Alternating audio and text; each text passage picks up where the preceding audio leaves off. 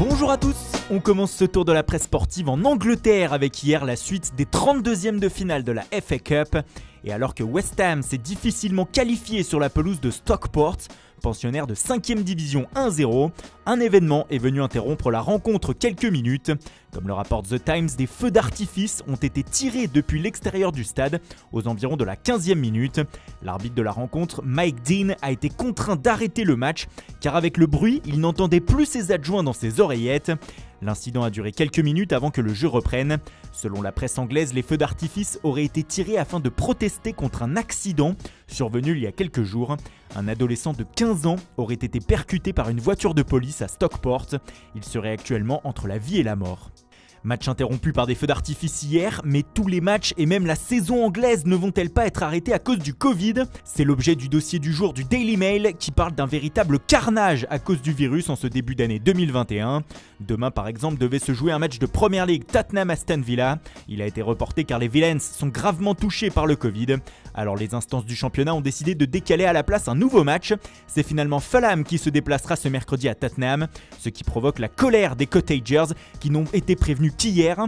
Plusieurs instances s'alarment aussi des augmentations de cas au sein des clubs et voudraient réfléchir à de nouvelles mesures pour les joueurs. Selon le Daily Mirror, les scènes de joie que l'on voit après chaque but pourraient être interdites sous peine de sanctions pour les joueurs y participant. Ce n'est pas une blague. Les autorités britanniques n'ont pas du tout apprécié ce week-end de FA Cup en Angleterre où la distanciation sociale n'a été que trop peu respectée au sein des clubs.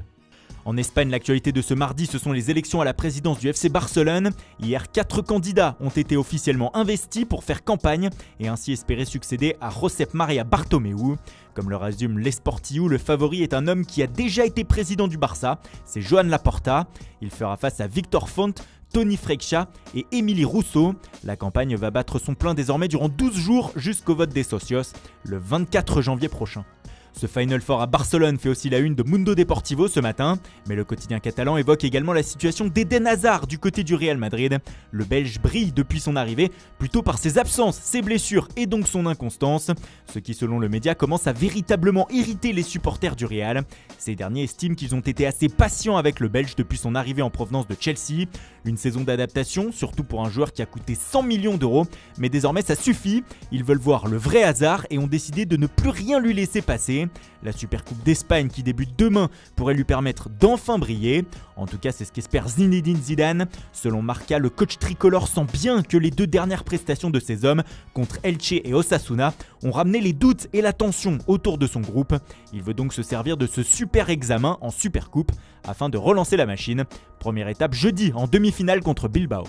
Cette actualité du Real nous amène jusqu'à la une de AS afin d'ouvrir la page Mercato de cette revue de presse. Ce matin, le quotidien madrilène tente d'expliquer comment les champions d'Espagne tentent de trouver la bonne formule économique afin de faire venir Kylian Mbappé. Déjà, les madrilènes pensent que l'été prochain, le prix du génie français oscillera entre 150 et 222 millions d'euros. Et pour réussir à mettre une telle somme sur la table, il leur faudrait 2 conditions. La première, que la situation redevienne normale, afin que les revenus générés par le club, environ 800 millions d'euros, reviennent dans les caisses. Puis en vendant pour entre 100 et 150 millions d'euros de joueurs actuellement dans l'effectif. Cela inclut Bale, Ceballos, Jovic, Marcelo ou encore Brahim Diaz.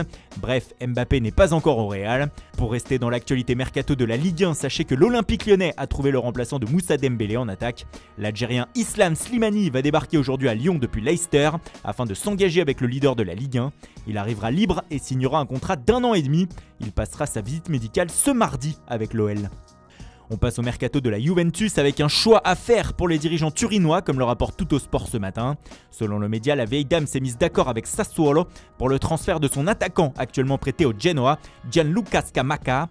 Mais désormais, la Juve va temporiser sur ce dossier puisqu'elle veut savoir si elle a la possibilité ou non de peut-être faire venir le buteur du Napoli, Arkadiusz Milik. L'opération Scamacca pourrait donc traîner un peu. Tuttosport rapporte aussi ce matin la grosse tension qui existe depuis le match contre la Roma entre Antonio Conte et l'Inter. Le technicien italien serait sur la sellette, lui qui n'arrive pas à suivre le rythme en tête de la Serie A de l'AC Milan, mais aussi qui se plaint beaucoup dans la presse du manque d'investissement sur le mercato de son club. Voilà, c'est tout pour ce matin. Merci pour votre fidélité, bonne journée à tous et rendez-vous dès ce soir pour un nouveau journal du Mercato.